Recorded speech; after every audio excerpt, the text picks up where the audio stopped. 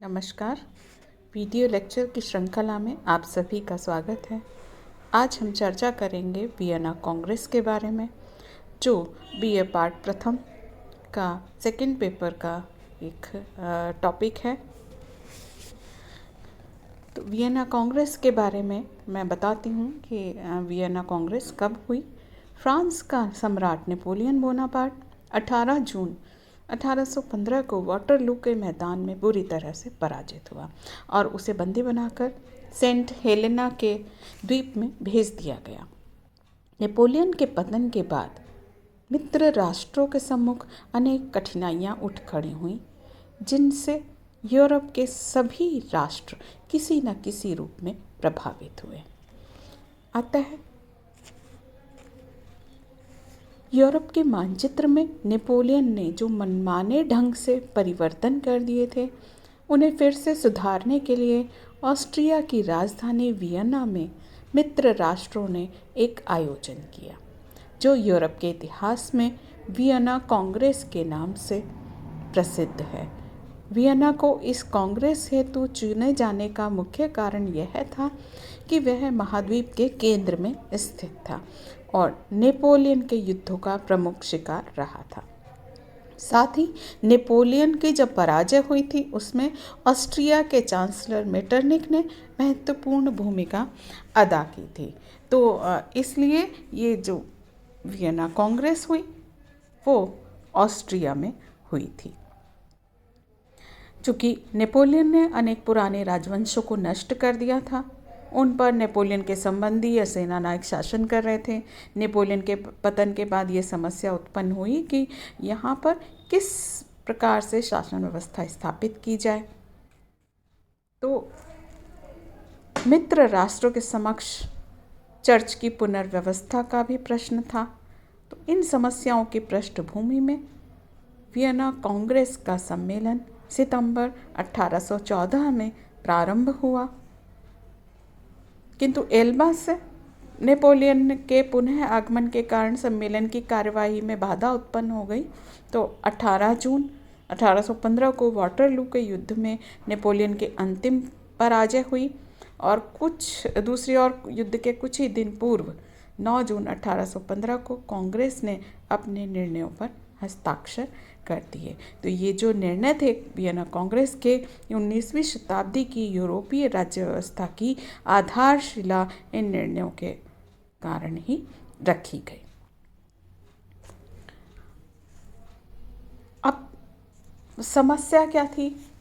Vienna Congress के सम्मुख अपने कार्य को प्रारंभ करने से पूर्व वियना कांग्रेस के सम्मुख बहुत सारे विचारणीय प्रश्न थे। पहला प्रश्न तो ये था कि उन्हें यूरोप का पुनर्निर्माण करते समय एक ऐसी व्यवस्था करनी थी जिससे फ्रांस भविष्य में फिर वहाँ शांति भंग न कर सके। तो यह आवश्यक था कि फ्रांस की सीमाओं पर शक्तिशाली राष्ट्रों की स्थापना की जाए। दूसरा, मृतप्राय पवित्र रोमन साम्राज्य के स्थान पर जर्मनी में नवीन व्यवस्था स्थापित करना। तीसरा, वारसा की ग्रैंड डची नेपोलियन के कट्टर मित्र सैक्सनी और फिनलैंड के भाग्य का निर्णय करना। चौथा, इटली में नवीन व्यवस्था करना तथा डेनमार्क को नेपोलियन का साथ देने के कारण दंडित करना। पांचवा, पोप की शक्ति व गौरव को बढ़ाना और प्रतिक्रियावादी भावनाओं को कुचलना। ये सब समस्याएं वियना कांग्रेस के सामने थी। अब वियना कांग्रेस के जो प्रमुख सिद्धांत थे वो क्या थे? आधारभूत सिद्धांत, वियना सम्मेलन में कोई निश्चित कार्रवाई न होने के कारण सभी राष्ट्र अपने अपने स्वार्थों की सिद्धि में लग गए। ऐसा लगा कि सम्मेलन सफल हो जाएगा, तो सभी राज्यों ने अपने स्वार्थों को नियंत्रित करते हुए सम्मेलन में मौलिक सिद्धांतों की एकदम स्वीकार की। तो वो मौलिक सिद्धांत क्या थे? पहला है वैधता का सिद्धांत। ये टेलरा द्वारा प्रतिपादित था और मेटरनिक द्वारा समर्थित था। इसका अर्थ क्या था? अर्थ यह था कि जो शासक नेपोलियन द्वारा गद्दी से हटा दिए गए थे, उन्हें वैधता और न्याय के आधार पर उनके राज्य और अधिकार वापस मिलने चाहिए। दूसरा, शक्ति संतुलन का सिद्धांत। ये सिद्धांत ब्रिटेन के विदेश मंत्री कैसलर की नीति का मुख्य अंग था। इसके मूल में ये धारणा थी कि यूरोप के प्रादेशिक व्यवस्था इस प्रकार की जाए कि यूरोप का कोई भी राष्ट्र इतना शक्तिशाली न हो जाए कि वह दूसरे राज्यों के लिए खतरा बन जाए। तो शक्ति संतुलन के सिद्धांत में सुरक्षा की भावना भी निहित थी। तीसरा, पुरस्कार एवं क्षतिपूर्ति का सिद्धांत। इसका अर्थ ये था कि जिन राज्यों ने नेपोलियन की शक्ति को समाप्त करने में मित्र राष्ट्रों का सहयोग दिया था, वे इसके बदले में कुछ पुरस्कार की आशा करते थे, और वे ये भी चाहते थे कि जिन राज्यों ने नेपोलियन का सहयोग किया था उन्हें दंडित भी किया जाए। तो इसी सिद्धांत के आधार पर फ्रांस की सीमा का पुनर्निर्धारण करते समय रूस, ऑस्ट्रिया व प्रशा को नेपोलियन के साम्राज्य के हिस्से दिए गए थे। अब मैं बताती हूँ आपको वियना कांग्रेस में भाग लेने वाले प्रमुख देश और उनके प्रतिनिधि कौन कौन से थे। वियना सम्मेलन को यूरोप के इतिहास में कूटनीतिज्ञों की सर्वाधिक महत्वपूर्ण बैठक कहा जाता है। इसमें टर्की के अतिरिक्त यूरोप की समस्त बड़ी शक्तियों ने भाग लिया था। जैसे सबसे पहले ऑस्ट्रिया का प्रतिनिधित्व सम्राट फ्रांसिस प्रथम और जो चांसलर था मेटरनिक, उसने किया था। चूँकि कांग्रेस का स्थान वियना था, इसलिए सम्राट फ्रांसिस प्रथम को इस सम्मेलन पर अपार धन व्यय करना पड़ा था और मेटरनिक को इस सम्मेलन का कन्वीनर बनाया गया था। वो घोर प्रतिक्रियावादी था।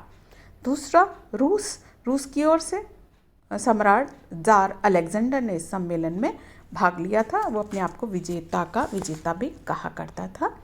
तीसरा, प्रशा का प्रतिनिधित्व उसके मंत्री हार्डेनबर्ग ने किया। इंग्लैंड का प्रतिनिधि के रूप में लॉर्ड कैसलर थे और वेलिंगटन के ड्यूक ने इस सम्मेलन में भाग लिया था। उनका उद्देश्य देश के औपनिवेशिक हितों की रक्षा करना था। लास्ट में फ्रांस का प्रतिनिधित्व तिलेरा ने किया था। ये बहुत महत्वपूर्ण कूटनीतिज्ञ था। उसने नेपोलियन के शासन तक सक्रिय राजनीति में भाग लिया था, किंतु नेपोलियन द्वारा एक बार अपमानित किए जाने के कारण उसने नेपोलियन का साथ छोड़ दिया था। तो इस तरह से ये जो राष्ट्र थे, इन सब ने वियना कांग्रेस में भाग लिया था। अब मैं महत्वपूर्ण निर्णयों के बारे में बता देती हूँ कि वियना कांग्रेस में क्या क्या महत्वपूर्ण निर्णय लिए गए थे। वियना कांग्रेस के जो तीनों सिद्धांत मैंने आपको बताया कि उसके क्या सिद्धांत थे, उनके आधार पर कुछ महत्वपूर्ण निर्णय लिए गए। जैसे फ्रांस के साथ एक नई संधि की गई।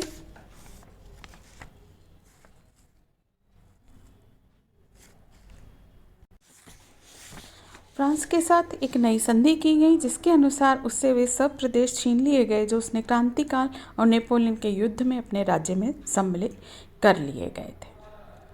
दूसरा, हॉलैंड में फिर से ऑरेंज वंश की स्थापना की गई और उसे और शक्तिशाली बनाने के लिए बेल्जियम का प्रदेश उसमें संयुक्त कर दिया गया। तीसरा, प्रशा को सैक्सनी का 2/5 भाग, स्वीडन को पोमरेनिया का प्रदेश और राइन नदी के किनारे के कुछ प्रदेश प्रदान किए गए। इसके अतिरिक्त उसे वेस्टफेलिया, पोसेन और डेजिंग के प्रदेश भी प्राप्त हुए। प्रशा और अल्सास और लॉरेन के प्रदेश भी प्राप्त करना चाहता था, लेकिन वेलिंगटन के ड्यूक ने विरोध किया। इससे वे प्रदेश फ्रांस के पास ही बने रहे। फिर सार्डिनिया को पिडमॉन्ट और सेवाई के प्रदेश प्राप्त हुए और उसको विजेता प्रदेश भी प्रदान, जिनेवा का प्रदेश भी प्रदान किया गया। ऑस्ट्रिया, यद्यपि बेल्जियम पर ऑस्ट्रिया का अधिकार था, किंतु उस पर हॉलैंड का अधिकार स्थापित हो गया। इसके बदले में ऑस्ट्रिया को इटली में लोम्बार्डी और वेनेशिया और इलीरियन के प्रांत दे दिए गए।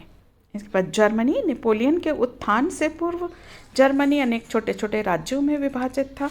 नेपोलियन ने राइन संघ का गठन करके जर्मनी के एकीकरण का प्रयास किया था। तो क्योंकि जर्मनी में राष्ट्रीयता की भावना अत्यंत प्रबल थी और मेटरनिक राष्ट्रीयता के नाम से चौंकता था, तो पवित्र रोमन साम्राज्य के स्थान पर एक परिसंघ स्थापित किया गया, जिसके अंतर्गत जर्मनी में छोटे छोटे 39 राज्य रह गए थे। इस परिसंघ का अध्यक्ष ऑस्ट्रिया को बनाया गया और परिसंघ को सुदृढ़ करने का कोई प्रयास नहीं किया गया, जिससे विभिन्न राज्यों के परस्पर संबंध अत्यंत शिथिल बने रहे। उसके बाद इटली की समस्या भी जर्मनी से मिलती जुलती थी। वहाँ भी नेपोलियन के द्वारा स्थापित व्यवस्था को भंग करके नवीन व्यवस्था बनाने का प्रयास किया गया। नेपल्स पर बोर्बो वंश के शासक फर्डिनेंड का अधिकार मान लिया गया और रोम के पोप को फिर से अपना राज्य वापस मिल गया। सार्डिनिया को पिडमोंट और सेवाएं दिए गए और ऑस्ट्रिया को लंबार्डी का प्रदेश दे दिया गया। टक्सनी और मोडेना के राज्य पर पुराने ऑस्ट्रियन वंश के शासकों को गद्दी पर बैठाया गया। इस प्रकार इटली में पुरातन व्यवस्था फिर से स्थापित कर दी गई, जिसमें ऑस्ट्रिया का प्राधान्य बना रहा।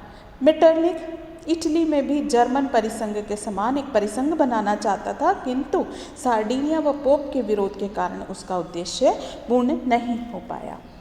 फिर रूस को पोसेना और धोर्न को छोड़कर वारसा की संपूर्ण डची प्राप्त हुई। साथ ही उसे स्वीडन से फिनलैंड भी प्राप्त हो गया।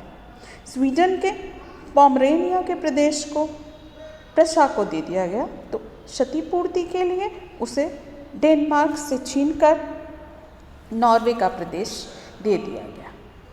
अब बचा इंग्लैंड का प्रमुख उद्देश्य अपने औपनिवेशिक साम्राज्य का विस्तार करना था, इसलिए उसने वियना सम्मेलन में उपस्थित उसके प्रतिनिधियों का मंतव्य औपनिवेशिक महत्व के प्रदेश प्राप्त करना था। तो उसे उत्तरी सागर में हेलिगोलैंड और माल्टा के द्वीप मिले और आयोनियन द्वीपों की संरक्षितता भी प्राप्त हुई। साथ ही स्पेन से ट्रिनिडाद, फ्रांस से मॉरिशस, सेंट लूसिया और हॉलैंड के लंका के द्वीप मिले। इसके अतिरिक्त उसे अफ्रीका के केप ऑफ गुड होप का प्रदेश भी प्राप्त हुआ।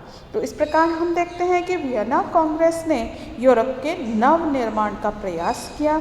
उसके द्वारा स्थापित व्यवस्था की कुछ बातें ही स्थायी सिद्ध हुई, किंतु अनेक बातें